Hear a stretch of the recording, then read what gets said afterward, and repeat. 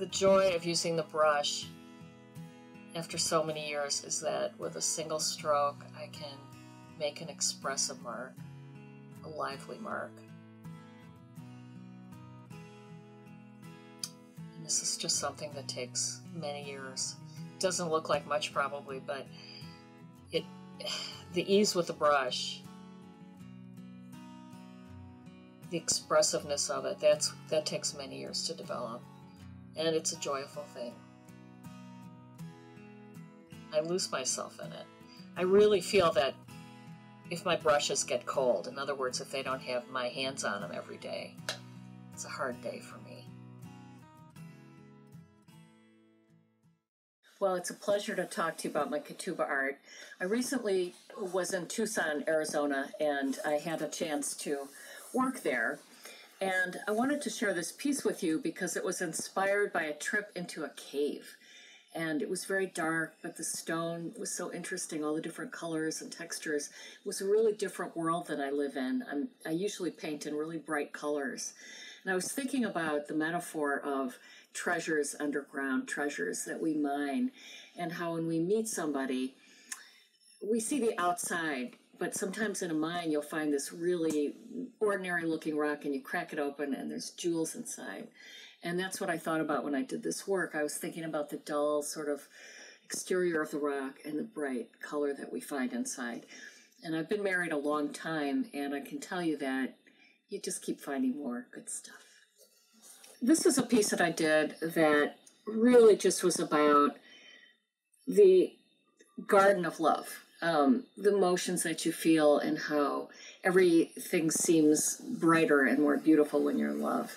The flowers smell sweeter, you hear the birds singing, all that corny stuff, it really is true. So I tried to express that in color and in design and with my lovers in the garden.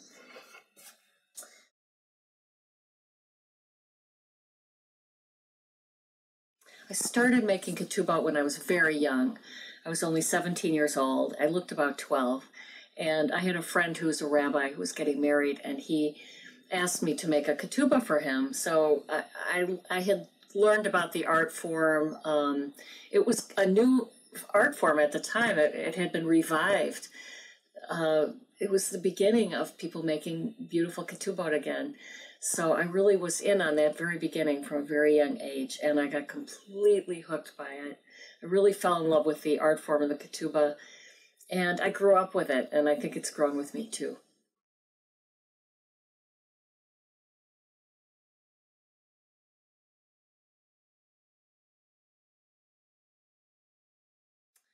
I was very hesitant to get into prints because before digital printing, you had to print a lot of one design, and I just felt like that was a cookie cutter approach.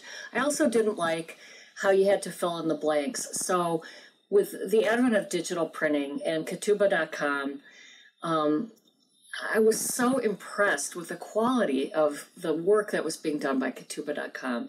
So when they approached me about licensing my work with them, I considered it, and I was so impressed with the beauty of the pieces and just the integrity of the company. It was very hard for me, after decades of making Ketubahs on my own, to hand my work over to someone else and to trust them with it. And I'm so glad that I have, because so many people are enjoying my Ketubahs, so many more than ever would have if I just stayed doing it on my own. Somebody calculated, I did a show at a synagogue, and the person there calculated that every weekend, all year long, several people are having weddings with my Ketubahs, and that makes me really happy.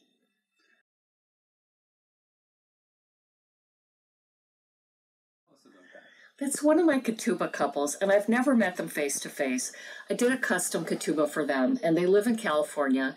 And I was speaking to Andrea on the phone about what she wanted in her Ketubah.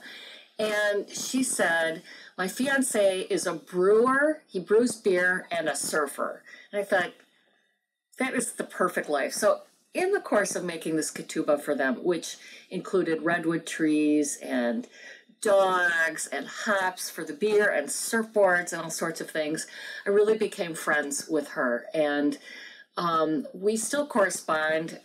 How do you call that today? We email, we're Facebook friends.